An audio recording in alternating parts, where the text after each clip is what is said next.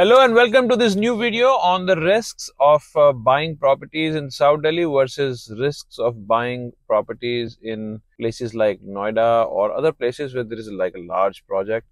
And we're talking about under construction properties. You're going to give all your money to someone who is going to build, and it's going to go under construction. You're going to get it for after site, 2 years, 3 years, 4 years, whatever. So I'm just trying to compare the risks because a lot of people have this misconception that the risk is equal. I'm Ashutosh Bhogra and I basically have done a lot of real estate all over South Delhi, and I've done like all over India actually, but so I definitely do have some information I can share with you. So if I come across a little cocky, I'm really sorry.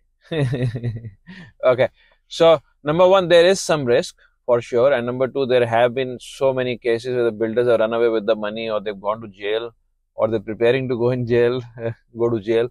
But it's mostly in the bigger projects where so what used to happen was, let me give you a little history for to help you understand this.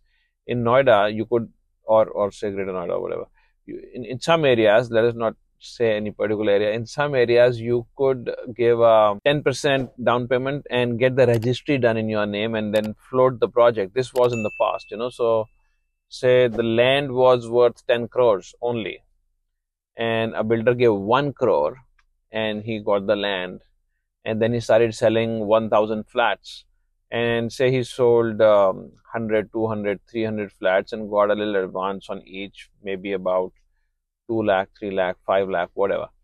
So he made a lot of money. So that 1 crore he had given is already back, plus he's got more money, and now these advance that he's gotten, people are going to keep paying installments and he's going to keep getting the money. So he can just build the whole thing out of it. So it's a no-brainer now. It's like, it's so easy, right? But the problem was that then they went and bought another land and then did the same scheme, and then the third and the fourth and the fifth. The biggest problem in those areas was and is that the land is very cheap and the construction cost was into hundreds of crores. They had to just pay 1 crore for the whole project to kind of get the land in their name, and now they have to come up with 100, 200, 500 crores to make that whole project, which they don't have. In South Delhi, for example, or for that sake, say if you were to consider, say, DLF Phase 1 or any such area in Gurgaon where the builder is buying a small plot and then going to do construction, the land is this much, the construction cost is this much, you see.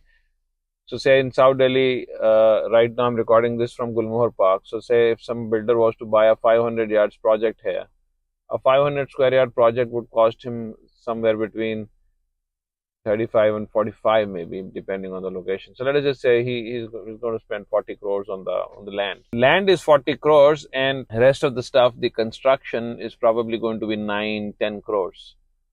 So you see, that's just 1/4 of the whole thing. He's not going to run away with your money or not do the construction, because if he doesn't do the construction, he has to he has to lose his asset worth 40 crores, no? So he can't do that. Similarly, if it was, say, a smaller project, 300 square yards in Safdarjung Enclave, and the land was about, say, 18, 19 crores, and the construction cost would be like 5 crores. You see, so some builder who's taken the project, it's not like he's not going to make it, he's going to run away with the money. All his profit is tied up there. He cannot.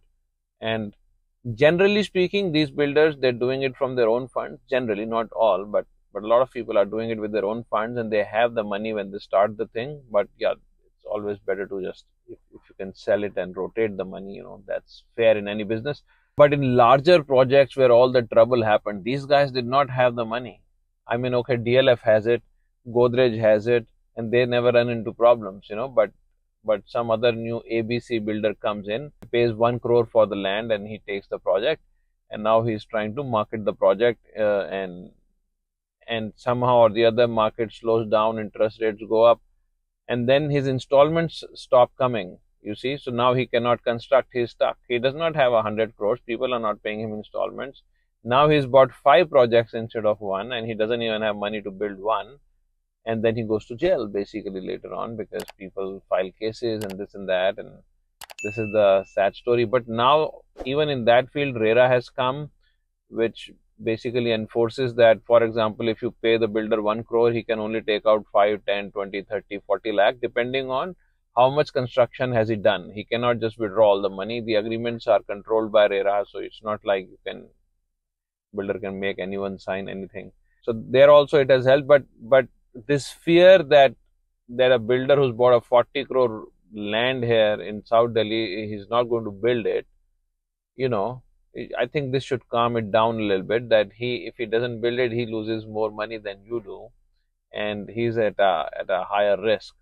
And I don't think, except like one builder, anybody else has ever done it here in South Delhi, that he's bought a thing and not built it. Something can go horribly wrong in some company, some builder, and okay, that's business, you know. So you do have a risk, but you are also getting a property cheaper, and you know that, and you want that opportunity, or you're getting that choice at least, which is hard to find, you know. So you have to wait, you have to see how the builder is, how his finances are, how his reputation is, and you really have to research, and you have to have the right people by your side who can help you out. It's not like I'm hinting at someone. I'm not just saying there is some person who you should be with, but just saying in general, find somebody good who can help you out. I hope this video was of help, and let me know if there is something else I can help you with.